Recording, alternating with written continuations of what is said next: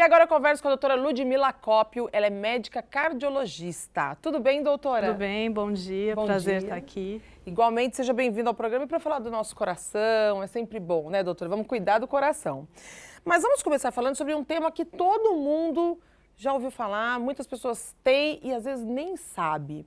Doutora, hipertensão, é possível ter e não saber?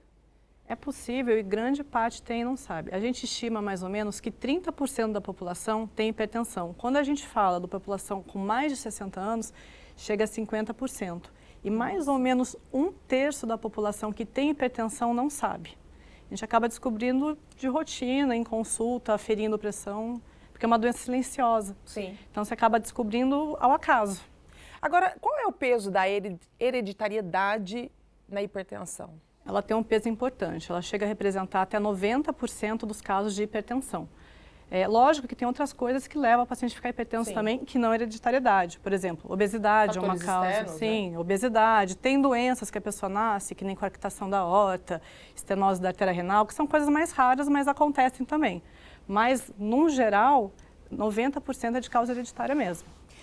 Quando que, por exemplo, uma pessoa pode ser considerada hipertensa? Porque eu, por exemplo, minha pressão boa 11/6. A sua tá ótimo. O ideal, considerado ideal, é 11/7,5, se você ver. Não é 12/8? 12/8, segundo até algumas diretrizes que lançaram, assim, pode até ser considerado um pré-hipertensão, acredite se puder. Até eu acho exagerado, porque eu falo, senão todo mundo está considerado nessa faixa de pré-hipertensão. Porque as pessoas entendiam que 12/8 é normal. Sim, não, mas e a minha, é normal. Baixa. É normal, mas sempre fica atento. Não, mas até 9/6 é considerado como normal. Que maravilha. Eu fico nessa faixa, 9/6, 10/7. Sim, paciente jovem, mulher, magra, pequena, adolescente costuma ser. Mas, no geral mesmo, hipertensão é considerada a partir de 14/9. Lógico que a gente não pode pegar numa única medida. Vai no consultório, por exemplo, e você mede, está 14/9. É normal que o paciente chegue na consulta e fique um pouco ansioso, a pressão sobe, ou fez atividade física logo depois da medida, quando está com dor. Vou dar o meu exemplo, eu tive cólica renal, a minha pressão é 11/7. Foi para 24/18. Vai falar que eu estava hipertensa, que tinha que me dar antihipertensivo? Não, tinha que tirar a minha dor. Tem que tratar a causa do que está acontecendo, né? E o perigo, doutora, de repente, por causa de uma dor, a pressão sobe dessa forma? O pessoal tem muito medo de fazer AVC, mas pico isolado para quem não tem fator de risco é muito difícil. Lógico, você vai pegar aquele velhinho que já tem alteração na cabeça, alguém que tem um aneurisma, acho que um aneurisma cerebral, daí é um pouco mais daí é um pouco mais perigoso, mas de uma maneira geral é normal. Por exemplo, eu faço teste ergométrico, né? E sabe qual que é a pressão normal? Chegar num pico de esforço? 22/10. Olha. Isso é normal. Não é que a pessoa ficou hipertensa no exame. É fisiológico a pressão subir durante a atividade física. Então, você não pode falar que o paciente está hipertenso por uma medida única. Entendi. Você tem que pegar... É um fator isolado, né? Isso. Você não viu uma vez no consultório tal, tô nervosa, vou lá medir minha pressão tal, eu tô com dor de cabeça, dor de barriga, dor não sei onde, pressão tal, ela vai estar alta. Porque quando a gente está com dor, quando a gente faz atividade física, a gente libera adrenalina para a corrente sanguínea. A adrenalina, ela ajuda a subir um pouco a pressão. Bom, isso é importante, né? Porque às vezes as pessoas associam, né? Nossa, estou com pressão alta e não observam uma série de outros fatores isolados que levam à pressão. E você não sofre de pressão alta, é um fator isolado. Agora, apesar de ser uma doença silenciosa, ela pode trazer consequências sérias, né? Com certeza. O principal caso de mortalidade no mundo é a doença cardiovascular. E pressão alta ela tem um impacto nisso. Tanto para fazer AVC, quanto para ter risco de infarto. A gente tem que observar tudo isso daí e tem um arsenal de tratamento que a gente consegue ajudar o paciente. A hipertensão, ela tem cura? Na grande maioria das vezes, não. Lógico, daqueles casos que eu já me referi, que são causas que levaram à hipertensão, como obesidade, problema da coarctação da aorta que eu falei, que é uma doença congênita mais rara, a estenose de artéria renal. Se você tratar esse tipo de problema, você consegue reverter.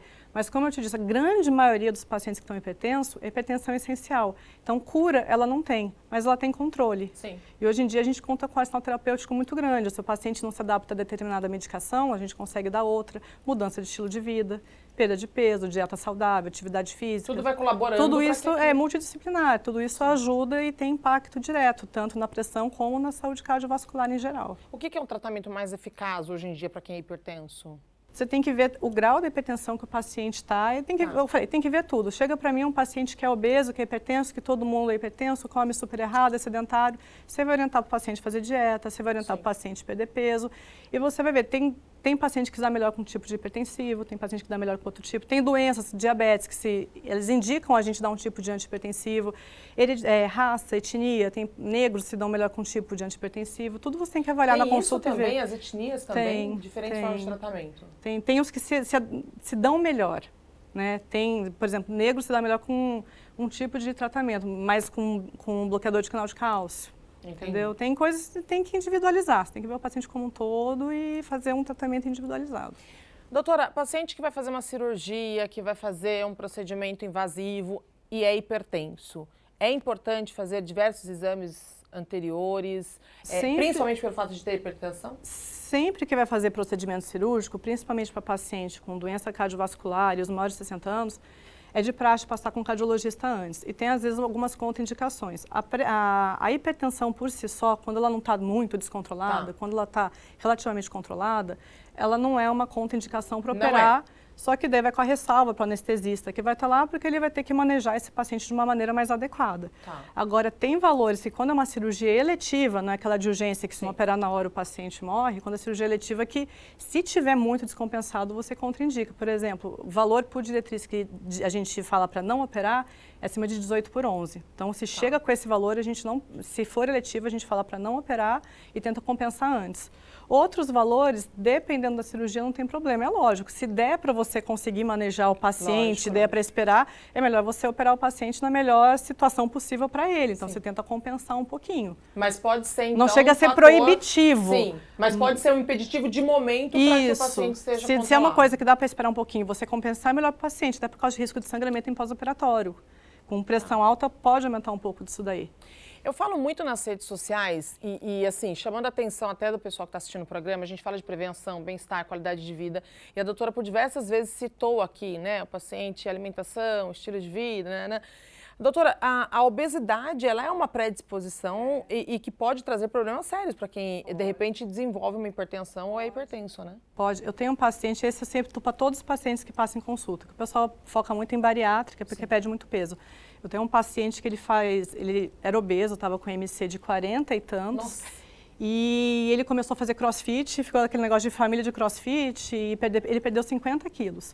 Eu sei que esse paciente tomava 5 antihipertensivos diferentes e a pressão dele era 16/10 com 5 classes diferentes. Ele estava, no final, tirei todos os remédios dele e ficou 11/7, só porque ele perdeu peso. Ele curou a hipertensão dele, porque a causa da hipertensão dele era a obesidade. Então, eu gosto de falar disso porque a gente vê as pessoas romantizando a obesidade. Gente, não romantize a obesidade. Obesidade é doença. Em rede social, porque já é uma doença, né? Doença, tem CID, é uma doença, síndrome. Tem CID, exatamente isso. Eu sei que às vezes a pessoa que está vendo o programa pode falar, não, mas ela fala isso, mas eu estou super bem de saúde, tem gente que é magro, está muito mais doente que eu. Não é isso que a gente está dizendo. A gente está dizendo que a obesidade é uma doença. Então, se você é obeso, você tem uma doença que deve ser tratada porque ela abre portas para uma infinidade de outros problemas de saúde. Então, deve ser tratada, não só a hipertensão. E se tem CID, é considerado doença, né? Então, não vamos romantizar.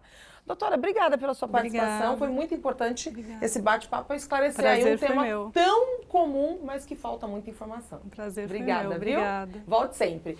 Então é isso, gente. Fique de olho, acesse lá as redes sociais, mas antes tem um recadinho para vocês.